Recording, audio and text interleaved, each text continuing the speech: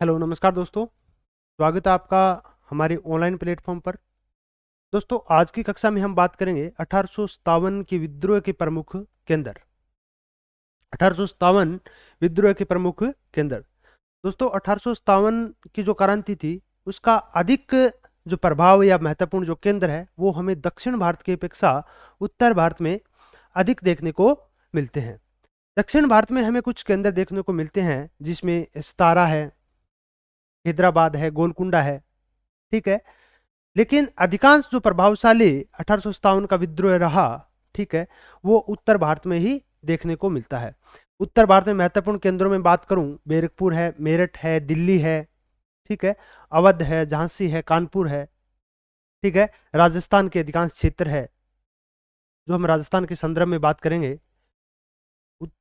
अधिकांश उत्तर भारत में ही हमें 1857 का जो विद्रोह है वो अधिक प्रभावशाली देखने को मिलता है। सबसे पहले जो उत्तर भारत में महत्वपूर्ण जो केंद्र रहे और उसमें नेतृत्व करता रहे उनके बारे में हम बात करेंगे। सबसे पहले मैं बात करता हूं बैरकपुर। बैरकपुर छावनी में जो नेतृत्व किया था वो किया था मंगल पांडे ने। किसने किया था? मंगल पांडे ने। बैरकपुर छावनी के बाद मेरठ। मेरठ छावनी में जो नेतृत्व किया दोस्तों वो किया था कदम सिंह और बख्त खां और बख्त खां। कदम सिंह और बख्त खां ने मेरठ में नेतृत्व किया। जो मेरठ से ही 1857 की विद्रोह की शुरुआत है वो होती है। उसके बाद दोस्तों मेरठ के बाद क्रांति है वो पहुंचती है दिल्ली, और दिल्ली में जिसने नेतृत्व किया वो था बहादुर शाह जफर।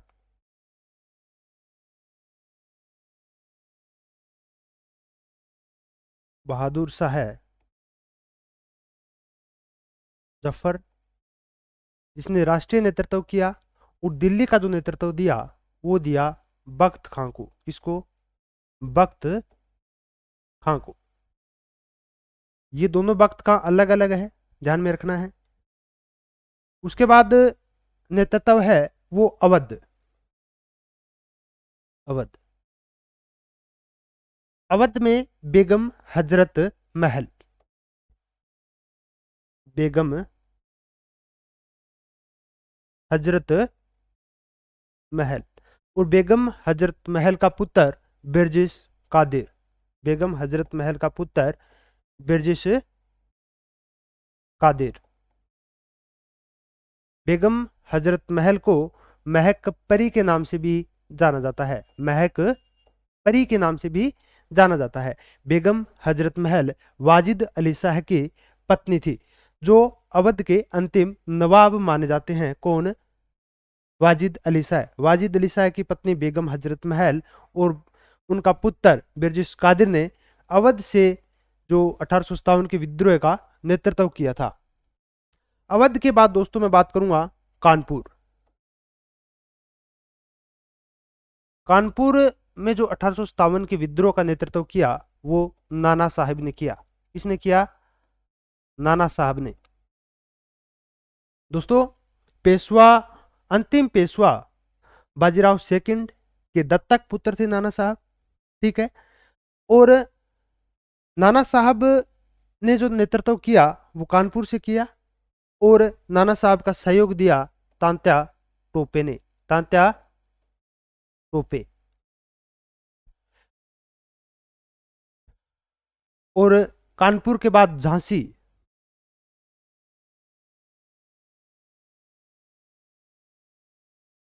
झांसी से नेतृत्व किया महारानी लक्ष्मीबाई ने। किसने? लक्ष्मीबाई। और झांसी के बाद मैं बात करूंगा फैजाबाद से। कहां से? फैजाबाद। फैजाबाद। फैजाबाद से जो नेतृत्व किया था वो तो किया था मौलवी अहमदुल्ला ने। किसने? मौलवी अहमद उल्ला। मौलवी अहमदुल्ला। उसके बाद आउवा से ठाकुर खुशहाल सिंह। आउवा से ठाकुर खुशहाल सिंह। जगदीशपुर, जगदीशपुर बिहार, जगदीशपुर बिहार से नेतृत्व किया था कुंवर सिंह। कुंवर सिंह और कुंवर सिंह के छोटे भाई अमर सिंह। कुंवर सिंह के छोटे भाई अमर सिंह ने जगदीशपुर से नेतृत्व किया। उसके बाद हमें ध्यान में रखना है, जैसे असम से पूछे आपसे, असम से नेतृत्व किसने किया? असम से जो 1857 के विद्रोह का नेतृत्व किया दोस्तों, वो थे मणिराम। कौन थे? मणि राम थे। असम के बाद में बात करूं सतारा से। कहां से? सतारा से। सतारा से जो नेतृत्व किया वो थे रंगोजी बापू। कौन थे? रंगोजी बापू। ये कुछ महत्वपूर्ण केंद्र है, उसके बारे में हमने बात करी है। और एक केंद्र जो इलाहाबाद, इलाहाबाद या प्रयागराज, प्रयागराज, प्रयागराज से अगर ने किसी ने नेतृत्व किया वो थे लियाकत अली। कौन थे? लियाकत अली। ये जो महत्वपूर्ण केंद्र है इनके बारे में अपने को पता होना चाहिए। एक कॉमन पर्सन मिलान के संदर्भ में पर्सन लगभग लगभग पूछा जाता है। अब हम बात करेंगे दोस्तों मेरठ में विद्रोह। जो 1857 के विद्रोह की शुरुआत जो होती है वो मेरठ से मानी जाती है। मेरठ में विद्रोह है।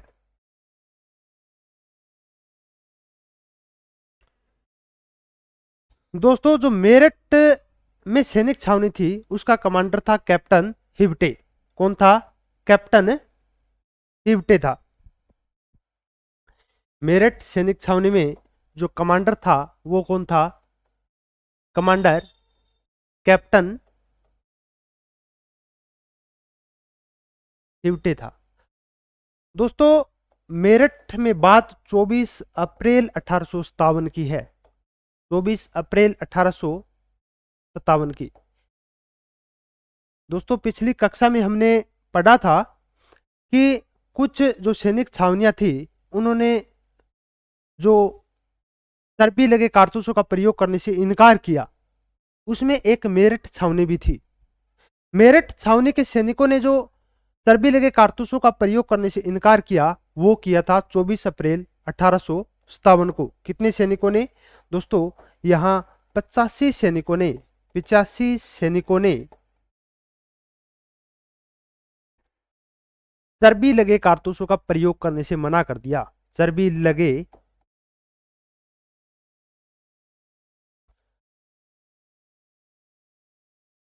कारतूसों का प्रयोग करने से मना कर दिया। तो दोस्तों नो चर्बी लगे कारतूसों का प्रयोग करने से मना कर दिया। तो इन सभी 85 सैनिकों पर इस पर जो मार्शल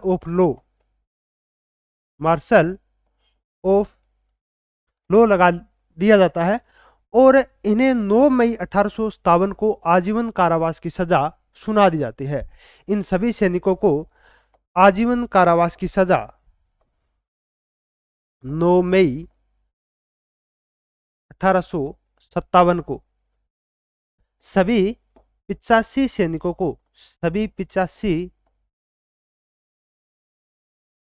को आजीवन कारावास की सजा, आजीवन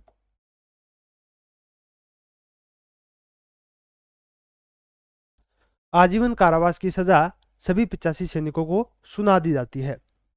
दोस्तों बात 10 मई 1857, 10 मई 1857 को मेरठ के अन्य सैनिकों ने, जिसमें कदम सिंह और बख्त खां के नेतृत्व में, मेरठ छावनी पर हमला कर दिया जाता है। मेरठ छावनी में विद्रोह कर दिया जाता है। किसके द्वारा? 10 मई को कदम सिंह और बख्त खां के नेतृत्व में। कदम सिंह और बख्त खां, कदम सिंह और बख्त खां के नेतृत्व में, कदम सिंह और बख्त खां के नेतृत्व में मेरठ छावनी पर हमला, मेरठ छावनी पर हमला कर दिया जाता है और इन सभी 85 सैनिकों को बंदी गृह से छुड़वा लिया जाता है। इन सभी 85 सैनिकों को, 85 सैनिकों को बंदी गृह से छुड़ा लिया जाता है। बंदी गृह से छुड़ा लिया जाता है और यहां से मेरठ से, जो मेरठ का कमांडर था कैप्टन हिवटे, दोस्तों वो भाग जाता है। कैप्टन हिवटे, सुजा कैप्टन हिवटे कौन था? ये मेरठ सैनिक छावनी का कमांडर था। कैप्टन हिवटे यहां से भाग जाता है और कदम सिंह और बख्त खां के नेतृत्व में अन्य सभी सैनिकों द्वारा मेरठ छावनी पर हमला किया जाता है और सभी 85 बंदीगरों को यहां से छुड़ा लिया जाता है और मेरठ छावनी को, मेरठ छावनी को आग के हवाले कर दिया जाता है। ठीक है, आग के हवाले, मेरठ छावनी में आग लगा दी जाती है और सभी सैनिक है वो दिल्ली की ओर रवाना हो जाते हैं और मेरठ छावनी के सैनिकों द्वारा, मेरठ छावनी के सैनिकों के द्वारा नारा दिया जाता है, चलो दिल्ली मारो फिरंगी, चलो दिल्ली मारो फिरंगी। यह नारा लगाते हुए मेरठ के जो सैनिक है वो कहां पहुंचते हैं? दिल्ली पहुंचते हैं। कब? 11 मई को, 11 मई को दिल्ली पहुंचते हैं। इतनी बातें मेरठ के विद्रोह या मेरठ की क्रांति के संदर्भ में अपने को पता होनी चाहिए। सबसे पहले मेरठ में विद्रोह, जो मेरठ का कमांडर था वो कैप्टन हिवटे था। यहां 24 अप्रैल 1857 को 85 सैनिकों के द्वारा चर्बी लगे कारतूसों का प्रयोग करने से इनकार कर दिया गया और इन सभी 85 सैनिकों पर कोर्ट ऑफ मार्शल लगाया गया। ठीक है, और 9 मई 1857 को सभी 85 सैनिकों को आजीवन कारावास की सजा सुना दी गई और अन्य जो सैनिक थे, जिसमें कदम सिंह और बख्त खां के नेतृत्व में अन्य सभी सैनिकों ने मेरठ छावनी पर हमला कर दिया और अपने साथी जो 85 सैनिक थे उनको बंदी गृह से छुड़वा लिया गया और मेरठ छावनी को आग के हवाले कर दिया और मेरठ छावनी के सैनिकों के द्वारा नारा दिया जाता है, चलो दिल्ली मारो फिरंगी, और मेरठ के जो सैनिक है वो कहां पहुंचते हैं? दिल्ली की ओर रवाना हो जाते हैं। और अब हम पढ़ेंगे दिल्ली में विद्रोह। दोस्तों मेरठ के जो सैनिक है वो दिल्ली पहुंचते हैं 11 मई को, 11 मई 1857 को मेरठ के सैनिक दिल्ली पहुंचते हैं। मेरठ के सैनिक दिल्ली पहुंचते हैं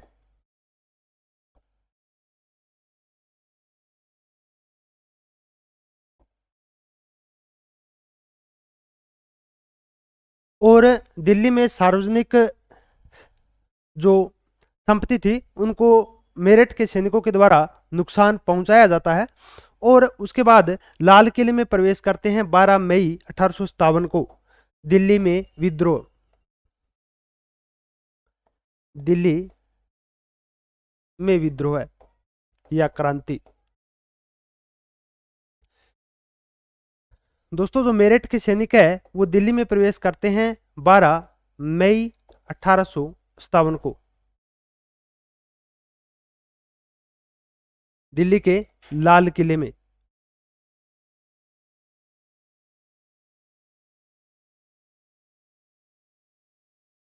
दिल्ली के लाल किले में प्रवेश करते हैं और जो मेरठ के सैनिक थे उनके द्वारा जो राष्ट्रीय नेतृत्वकर्ता किसको बनाया जाता है? बहादुर शाह जफर को। ठीक है, राष्ट्रीय नेतृत्वकर्ता, राष्ट्रीय नेतृत्व बहादुर शाह जफर, बहादुर शाह जफर, ठीक है।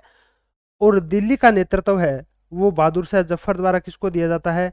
बख्त खां को दिया जाता है। किसको? बख्त खां को दिया जाता है।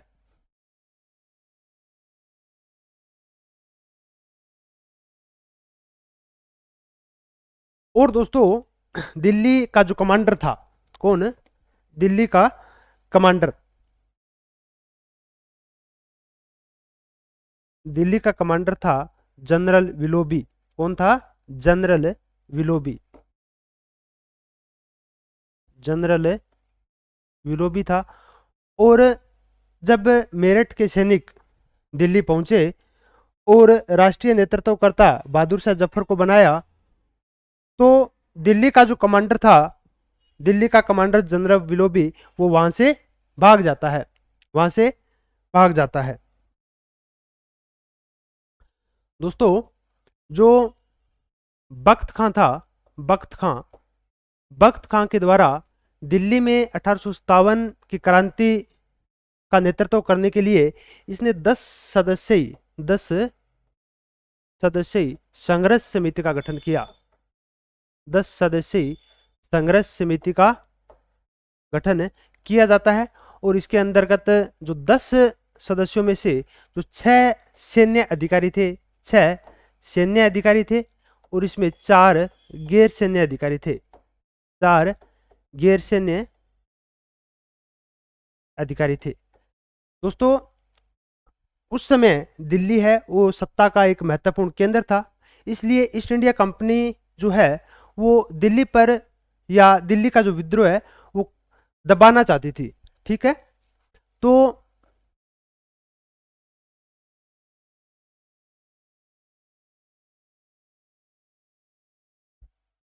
दिल्ली में विद्रोह को दबाने के लिए, ठीक है, सबसे पहले ईस्ट इंडिया की तरफ से निकोलसन के नेतृत्व में सेना है वो भेजी जाती है। किसके नेतृत्व में? निकोलसन के नेतृत्व में। दिल्ली में ईस्ट इंडिया द्वारा, ईस्ट इंडिया कंपनी द्वारा निकोलसन के नेतृत्व में, निकोलसन के नेतृत्व में सेना भेजी जाती है। और जो निकोलसन है दोस्तों, वो 10 सदस्यीय संघर्ष समिति द्वारा मारा जाता है। 10 सदस्यीय संघर्ष समिति द्वारा मारा जाता है। कौन? निकोलसन। 10 सदस्यीय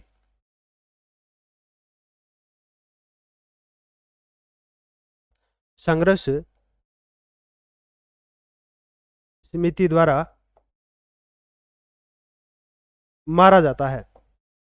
10 सदस्यीय संघर्ष समिति द्वारा मारा जाता है। उसके बाद दोस्तों ईस्ट इंडिया कंपनी की तरफ से एक जो अंग्रेज अधिकारी, चतुर अंग्रेज अधिकारी हडसन के नेतृत्व में दिल्ली पर उसको विद्रोह को दबाने के लिए भेजा जाता है। किसको? हडसन को।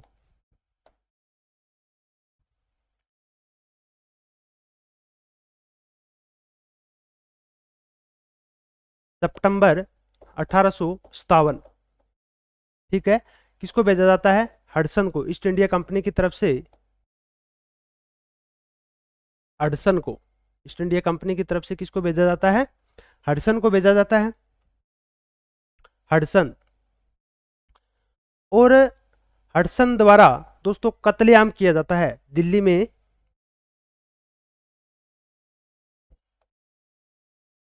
हडसन द्वारा दिल्ली में आम जनता के साथ कत्लेआम, आम जनता कत्लेआम। और इन कत्लेआम को देखकर उस समय का मिर्जा गालिब, प्रसिद्ध शायर मिर्जा गालिब, मिर्जा गालिब कहता है कि दिल्ली की क्रांति तो एक रक्त रंजित क्रांति थी। दिल्ली की क्रांति रक्त रंजित क्रांति है, रक्त रंजित क्रांति है। यह कथन है वो परीक्षा में पूछा गया है कि दिल्ली की क्रांति रक्त रंजित क्रांति है। किसने कहा था? मिर्जा गालिब ने कहा था। और हडसन द्वारा दिल्ली के लाल किले का घेराव कर लिया जाता है, उस पर नियंत्रण भी कर लिया जाता है। और उस समय बहादुर शाह जफर जो अंतिम शासक थे, बहादुर शाह जफर, वो हुमायूं के मकबरे में अपनी शरण है वो ले लेते हैं, हुमायूं के मकबरे में। हुमायूं का मकबरा। हुमायूं के मकबरे में कौन छुप जाते हैं? बहादुर शाह जफर। बहादुर शाह जफर, ठीक है। तो हडसन है वो बहादुर शाह जफर हुमायूं के मकबरे में पहुंचता है, ठीक है। और हुमायूं के मकबरे में पहुंचकर बहादुर शाह जफर को कैद कर लिया जाता है। क्या कर लिया जाता है? कैद कर लिया जाता है। और उसके दो पुत्र मीर मुगल, उसके दो पुत्र थे मीर मुगल और अबू बकर। मीर, दो पुत्र थे, कौन कौन थे? मीर मुगल, मीर मुगल, और एक था अबू बकर, अबू बकर। और एक था पुत्र, एक था पुत्र जिसका नाम था खिजर सुल्तान, खिजर सुल्तान, ठीक है। इन तीनों को गोली मार दी जाती है हडसन द्वारा। इन तीनों को क्या कर दी जाती है? गोली मार दी जाती है, ठीक है। और जो बहादुर शाह जफर था उसको बंदी बना लिया जाता है और उसको रंगून भेज दिया जाता है। कहाँ भेज दिया जाता है? रंगून। इस तरह से दिल्ली की क्रांति है उसका, जो हडसन के द्वारा दिल्ली की क्रांति को कुचल दी जाती है, ठीक है। और ईस्ट इंडिया कंपनी का झंडा है वो वापिस से लहरा दिया जाता है दिल्ली में। तो आज दो प्रमुख केंद्रों के बारे में हमने बात करी है, हम रिवाइज कर लेते हैं। सबसे पहले मेरठ में विद्रोह। मेरठ मेरठ का जो विद्रोह है वो 24 अप्रैल 1857 की घटना के कारण स्टार्ट हुआ। यहां पर 85 सैनिकों ने चर्बी लगे कारतूसों का प्रयोग करने से मना कर दिया और उन सभी सैनिकों पर कोर्ट ऑफ मार्शल लॉ है वो लागू किया गया। और 9 मई 1857 को सभी सैनिकों को आजीवन कारावास की सजा सुना दी गई। और 10 मई को कदम सिंह और बख्त खां के नेतृत्व में मेरठ छावनी पर हमला किया जाता है। उन सभी 85 सैनिकों को बंदीगृह से छुड़वा लिया जाता है, मेरठ छावनी को आग के हवाले कर दिया जाता है। और मेरठ छावनी का जो प्रसिद्ध नारा मेरठ छावनी के सैनिकों द्वारा दिया जाता है, चलो दिल्ली मारो फिरंगी, और यह नारा लगाते हुए मेरठ के सैनिक है वो कहाँ पहुंचते हैं? दिल्ली में। और दिल्ली में पहुंचते हैं 11 मई को, लेकिन लाल किले के अंदर प्रवेश करते हैं ये 12 मई 1857 को। और दिल्ली के लाल किले में जो राष्ट्रीय नेतृत्व दिया जाता है वो बहादुर शाह जफर को दिया जाता है, अंतिम मुगल बादशाह। और दिल्ली का नेतृत्व है वो दिया जाता है बख्त खां को। और यहाँ के कमांडर थे जनरल विलोबी, तो दिल्ली छोड़कर भाग जाते हैं। उसके बाद बख्त खां के द्वारा दिल्ली में जो नेतृत्व को संभालने के लिए 10 सदस्यीय संघर्ष समिति का गठन किया जाता है, जिसमें 6 सैन्य अधिकारी थे, 4 गैर सैन्य अधिकारी थे। दिल्ली के विद्रोह को कुचलने के लिए सर्वप्रथम ईस्ट इंडिया कंपनी के द्वारा निकोलसन के नेतृत्व में सेना भेजी जाती है और निकोलसन 10 सदस्यीय संघर्ष समिति के हाथों मारा जाता है। उसके बाद दोस्तों सितंबर 1857 में हडसन, ईस्ट इंडिया कंपनी के द्वारा हडसन के नेतृत्व में जो सेना है वो भेजी जाती है और हडसन द्वारा दिल्ली के लाल किले पर आक्रमण किया जाता है, लाल किले का घेराव किया जाता है। और उसके बाद बहादुर शाह जफर है वो हुमायूं के मकबरे में शरण लेते हैं। हुमायूं, जो बहादुर शाह जफर का परिवार था वो हुमायूं के मकबरे में शरण लेता है और वहां से हडसन पहुंचता है हुमायूं के मकबरे में और बहादुर शाह जफर को कैद कर लिया जाता है और उसको रंगून भेज दिया जाता है। और उसके दो पुत्र मीर मुगल और अबू बकर को गोली मार दी जाती है और उसके पौत्र खिजर सुल्तान को भी गोली मार दी जाती है। इस तरह से दिल्ली में भी हडसन के द्वारा 1857 के विद्रोह को कुचल दिया जाता है। तो दोस्तों बाकी हम बात करेंगे अगली कक्षा में। धन्यवाद।